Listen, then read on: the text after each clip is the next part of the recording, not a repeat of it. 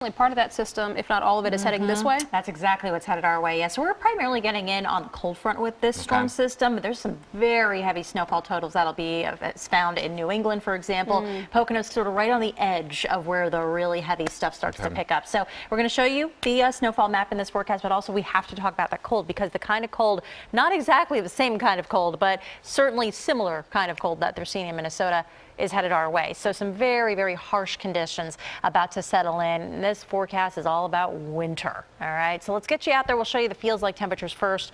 Here at the local level, it's cold, but it's not too bad. It's not like we've never felt this before. We're feeling more like single digits in Mount Pocono. Now, you definitely need to be bundled up for this, but I'm telling you, this is nothing compared to what we eventually have to face out of this. And just for perception's sake, take a look at what it feels like right now when you're up in Canada, Central Plains, Canadian Prairie area. Winnipeg and out towards Regina, it feels more like it's 22 below zero. It's so cold they ran out of colors on the map. So really, really harsh stuff. And at Moosonee down to 37 below. That's for your feels like value. So I don't think we're quite looking at anything that harsh, but this is the same intrusion of cold air that's coming our way.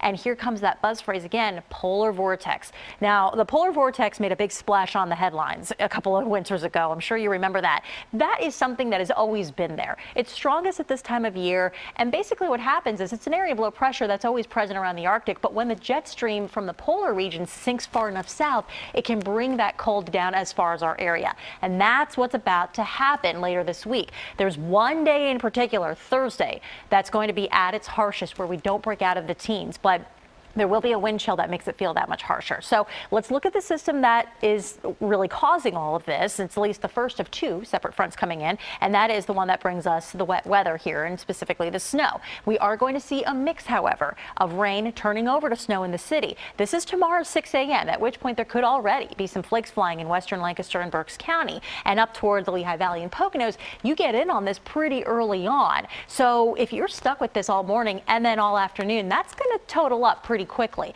Now, by 4 p.m., or rather, this is noontime, but by 4 p.m. or so in the city, you're just starting to see, according to this model, the beginnings of the rainfall. So you're going to get through a good chunk of the day without any precip at all. But it still is expected to start as rain, and then as the sun goes down, cold air starts to invade, eventually turn over to snow. And that's where our accumulation will come from. This is 11 o'clock at night.